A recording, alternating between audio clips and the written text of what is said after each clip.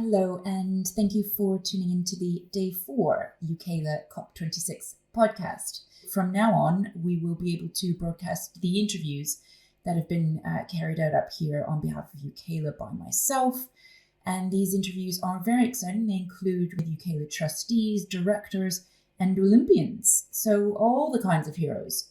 Our first guest hero is Danielle King of RSK. Danielle is Principal Climate Change Consultant at RSK, and her day job has historically consisted of carrying out carbon management plans, greenhouse gas assessments, but she has boldly ventured into the brave and brand new world of related financial disclosure, and she's here today to inform UKELA members what that means for corporations large and small across the UK. It's a fascinating interview and I hope you enjoy it. Hi everyone, so I'm Danielle. I am a Principal Climate Change Consultant for RSK. So that's me in a nutshell. And that is the topic of the day, really, TCFD. Now, I'm not sure if we didn't get as much information as we were hoping for yesterday, or if we got as little as we were expecting, but there's not a lot of detail. So I know that the Chancellor said this is coming and get ready for it, but to help our listeners with hard deadlines and who's actually going to be affected at what deadline, can you help set out that trajectory for us? Yeah, so I don't know how much background you have on TCFD, obviously. Let's assume none. Right, okay. The wide membership. So TCFD was sort of set up by the G20 Financial Standards Board. And what they did was they created the task force. So TCFD stands for the Task Force on Climate-Related Financial Disclosures.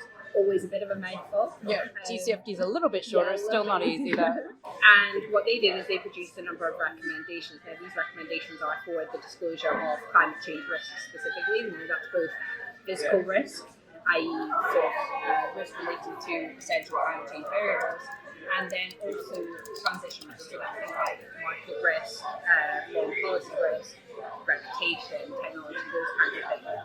And the way that TCFD sort of requires your disclosure is that they want you to assess the resilience of your governance structure, your strategies, risk management processes, and also your metrics and targets to make sure that they're robust and whatnot. And the idea is, rather than it being a disclosure, and I think this is why it's sort of being sort of traction really, is that rather than it being a tick box exercise, it is actually a very good way of mainstreaming adaptation, because I think we often forget that adaptation is very integral to the Paris Agreement, just in the same way that mitigation is.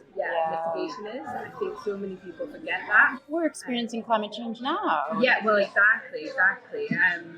Especially, in the built environment as well. Oh yeah. Well, you have to future-proof it as well. 100%. So it's a fantastic in that, and then on top of that, it's also just a fantastic exercise in risk management and resilience development and whatnot. So I think a lot of companies, what we're seeing is a lot of companies are fully on board with TCFD, which is exciting to see. Because I think quite often when, I appreciate I'm rambling on a bit. It's really interesting stuff, and it's really encouraging to hear that companies are enthusiastic and already getting ahead of the curve. Yes, 100%. We're doing it ourselves. We're looking at our own finance risk, climate change risk, and whatnot. So RSK as a company, you're already doing this. Oh, right. So you've got first-hand experience on the process. Brilliant. We've learned so much through the process. So at the moment, it's with the board. The board are looking at it, and so from the very, very top, is that something you require when looking at TCFD? Is that the level at which this needs to be adopted? I think so. I think given that it is entirely related to the governance and strategy of the company and the risk that climate change poses to that company, you can't really get a robust TCFD disclosure report or a robust disclosure without speaking to the top. It's all right. The door has to be open to those conversations. And when you're working with companies, I'm going to come back to timeline in a moment. No, that's absolutely fine. I think we're getting there. But there's other essentials first, which is how you do it, let alone when you do it. In terms of how you do it, So if you're approached by a company and they say, okay, we've got to do TCFD, we know it's coming, but you feel that they're sort of, because greenwashing has been coming up again and again and again here, and if it's not something taken at the board level, that's kind of a red flag, isn't it, that they're ticking this box. So how do you deal with that? I think it's the good thing about TCFD is there's quite a significant emphasis on engagement. So it is very much, and the fact that it's an iterative process. So it's very much a conversation from the very beginning. Not, you can't take one TCFD assessment and then apply it straight away to the next company. Right. It's about that company defining their own sort of boundaries around TCFD, using the recommendations of the framework and the task force. So everyone's bespoke. Yes, basically. So what you will see is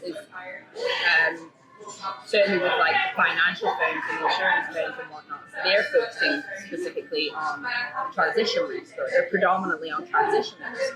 And what other companies, say in the built environment, would do is probably err more towards the physical risk side of things. Now, ideally, in order to create a robust disclosure, you would do both.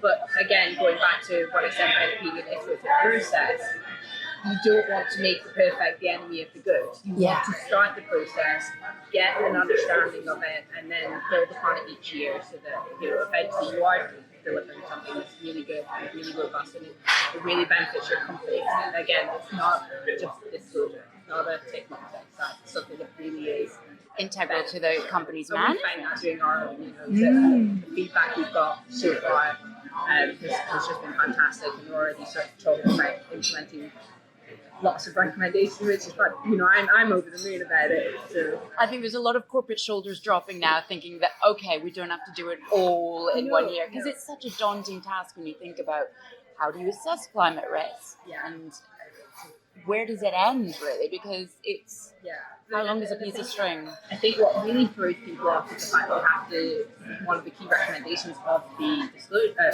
keep saying disclosure, sorry. But it's disclosure plus kind of. One of the key recommendations of the task force is that you have to assess multiple scenarios, and this idea of scenario analysis is just a black box, isn't it? It's like a dark magic that nobody really wants to. Well, everyone wants to understand it, and nobody really wants to touch with a baseball all at the same time. Well, how many scenarios is enough, and are you picking the good ones? And if you do choose one, you're opening yourself up to criticism that you haven't chosen an appropriate one. And again, this is why sort of stakeholder engagement is so important, and why there you get your answers. Okay. Yeah. So I think the even if you do the most light touch TCF you can possibly do for your first time, you really have to make sure that the right people are in the room in order to, fully develop scenarios, or assess scenarios, should I say, that work for that are appropriate. And where your company wants to go. Okay.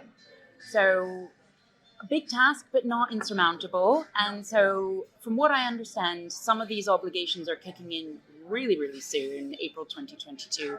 But the long date, from what I understand, is April 2025. So in between there, can you tell us what the dates are and who's affected by what various dates? So the April 2022 date, that's predominantly for the finance cutoff. So it's companies that are over 500 employees, and then there's a certain financial revenue threshold that I can't remember, unfortunately. That's all right. But that's the 2022 one, and then the criteria will be expanded to 2025. Is the view that by 2025 it will be all corporations then, or all above a certain level? I think it wouldn't be realistic to add all corporations. I think it's unfair to expect that SMEs, certainly at this point, would well, mom and pops on the corner shop, how on earth are they going to be able to do it? Yeah. So what we have to do is we have to, and I think this is already being seen in across sectors, is if we get the big players on board and we make change and get that ball rolling, and then once the ball is sufficiently rolling, people will start to think about these things as part of everyday business, which is essentially the goal at the end of the day, is to mainstream. Absolutely. Embed climate change into business. And when you think about it, it really should work, because mom and pop operations don't, or the corner store, it doesn't operate in its own unique value chain. For example, they're using the same suppliers, the same logistics firms, the same infrastructure, all of that as the big firms that are subject to TCFD and who are mainstreaming sustainability in their operations. So there should be this ripple effect, we hope, and I think we will see very, very shortly. So in terms of the large corporations that are looking very closely at this deadline of next financial year, what should they be doing now? I'm assuming they should be getting their skates on, because April is very soon. Yeah, I mean, again, nobody expects it to be perfect first time. Even, many people, Mark Carney and whatnot, have all sort of said it is an iterative process. It's development of understanding. But in order to get their skates on, I think what they really need to understand is which scenarios are most applicable for their business. I think that's a key one. And also what's material within the business. I think that's probably another key one as well, because what we found when we did it was, RSK is a global company. We operate in everywhere, I think, apart from North America, and even then I'm probably wrong on that one. I think you've got contacts there, from my understanding. So. Yeah. But yeah, so the way we've done it is that we've assessed every operations on every continent, but we've taken to assessing, South America and Asia and Africa and whatnot at a strategic level. And then because the large majority of our revenue currently comes from the UK, that's where we were founded, we've gone a deep dive into the UK. And then next year what we'll do is we'll pick maybe Europe or Africa, and we'll do it on a 5-yearly cycle. Oh, very interesting. So that we'll build on that knowledge each year continuously. And I think that's what perhaps companies want to be considering, is what's significant now, and where do we go from there for the next iteration, for when we've got our feet under the table and we're a bit more comfortable.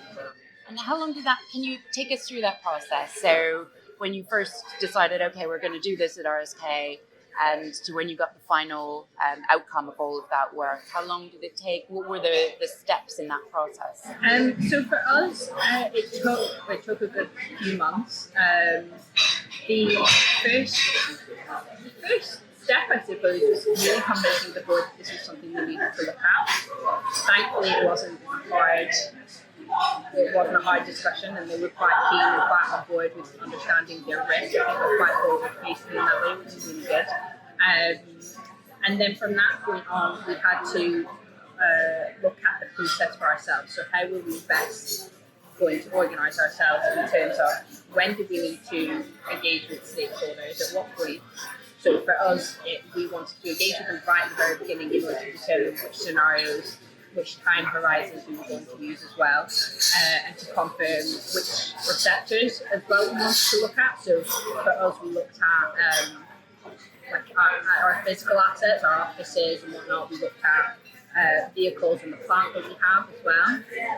Obviously, we looked at employees, and we looked at financial impact services. Sorry.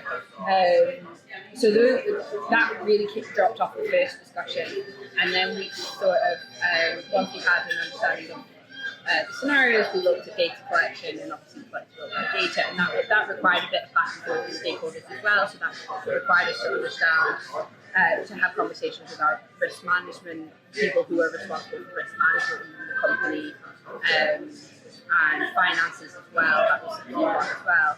And then we looked at the assessment.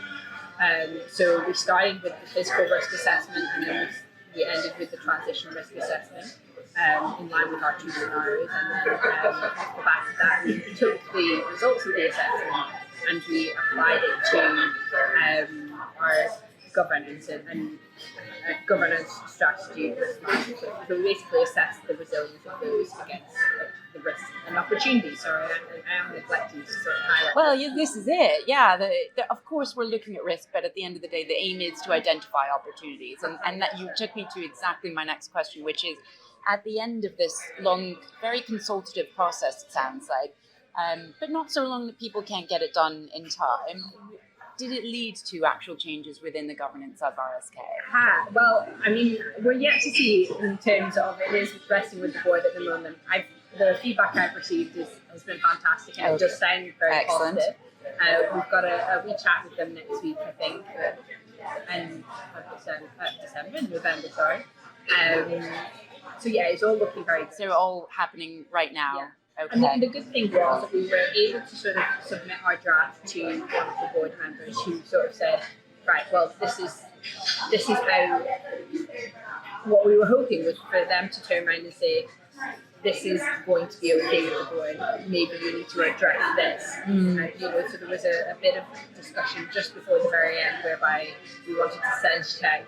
Why are we telling you something that's in no way going to be implemented? Because if that's the case, we need to go back to the drawing board. Well, absolutely. You're wasting everyone's time otherwise. And thankfully there was nothing that sort of shocked. Well, that's good. So the process was as expected in a way, which is encouraging. Yeah. And so in terms of, now that you've gone through that process, RSK is obviously a consultancy. What does it offer other corporations in terms of meeting these obligations? What services does RSK offer in terms of this obligation to disclose following the TCFD requirements and all the things around that? How does RSK help corporations, really, is my question. So we do the whole package. Obviously, we can take you through the full TCFD process. We can provide you with climate change literacy training, which I think is probably what a lot of companies would be interested in the sense that they want to figure out the process themselves, but maybe they just need a bit of hand-holding in the first instance. And is that in line with the EU taxonomy and all of these very complex instruments that are coming our way? Because, of course, companies don't only operate in the UK, and when you're cross-border, especially nowadays post-Brexit, it is unbelievably complicated. Yes, I think that's one of the key things that we're sort of hoping to sort of promote, for want of a better word, is that understanding of the different systems that are coming into place. We're no longer talking about any one country, or we're talking about. Well, it's at the end of the day, it is global. We're talking about climate change. Yeah.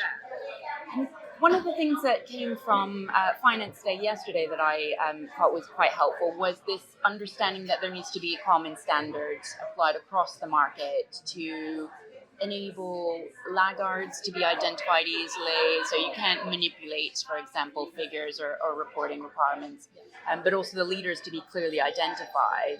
And is that, where is that in terms of TCFD? Because I think the two are running in parallel, hopefully, but not quite on the same pace, at the same pace. Yeah, so what I think is really exciting about TCFD is when we announced that TCFD would become mandatory before April, was that they acknowledged that it wouldn't just be, That's it, the one and all, Yeah, exactly. They didn't want it to be compliance tick box exercise, i.e. you either do it or you don't. You can sort of get away with saying, well, we don't think there's any risk. What the government are requiring is they are fully aligning it with the recommendations. So you have to say that you have to acknowledge that you have to assess it. So they're holding companies' hands really, but forcing them down this process. Rather than sort of say, with other sort of compliance exercises, you just say, well, we've looked at it and it's fine. Yes. Not sort of simple sort of submitting a paper that says one line about, we're not exposed to risk. Yeah. You have to sort of demonstrate that you are not exposed, that you are exposed to risk. Well, we're discussing standards, and I think that that's hopefully going to come with TCFD being the front runner now. I think the UK, correct me if I'm wrong, Danielle, I think they are the lead country in terms of getting this climate risk related disclosure mandated for corporations. And then the plan hopefully is that other countries will follow. And as other countries follow, obviously we'll develop these common metrics and share best practice and refine the process to make it more effective and hopefully more streamlined and less painful for companies. But with the UK being a front runner, how are you seeing the other countries reacting? Are they waiting to see how the UK goes with this, or is there a lot of buy-in from other nations? So you're 100% right. The UK is a front runner. I think we're the first G7 country to make a trade.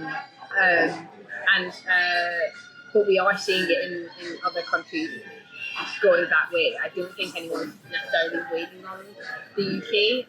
Certainly we've seen in New Zealand, for example, it's mandatory, and Canada's not far off. And, all right, so they're catching up. It's catching up very, very fast. I think it's going to become a very common standard of disclosure across the world, which is helpful. I think it's leveling the playing field with respect to disclosure.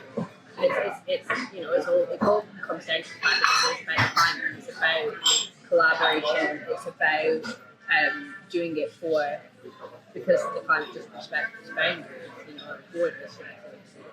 Well, precisely, and also in the long-term interest of the company, I should think as well, because if you don't know what your risk is, you can't take steps to mitigate it. And if we all take the steps, and if companies do this hard work now to understand where their risk is and where their contribution to the problems lie, and align themselves towards net zero, then I think hopefully we'll see some real change in the next few years. Yeah. I mean, the fact of the matter is that addressing climate change within a company makes you a resilient company.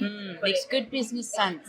Yeah, exactly. It's a competitive advantage. No matter which way you package it, it's a competitive advantage, especially when you think, sort of coming away from TCFD a little bit, things like net zero. Quite often the least emitting, solution is the one that's most efficient, which is usually cost effective as well. So it just makes sense. Yeah, save energy, waste less. Exactly. Saves you money as well. Yeah.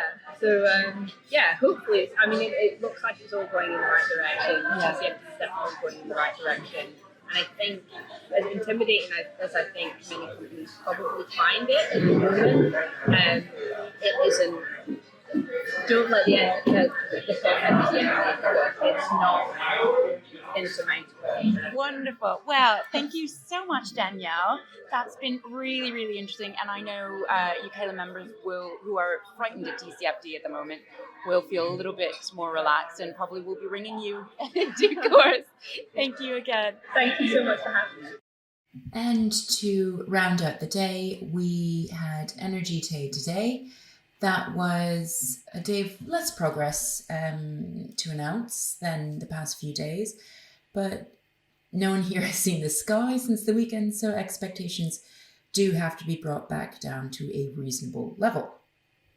Now, that said, don't forget, it was only in 2016 that Hillary Clinton made her infamous comment that she would put coal miners out of business.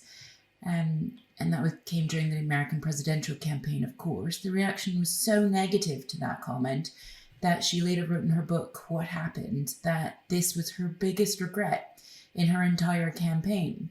So it's only 5 years later, we find the majority of the world today saying the end of coal is in sight. It is really enough to give you political whiplash. So what happened today?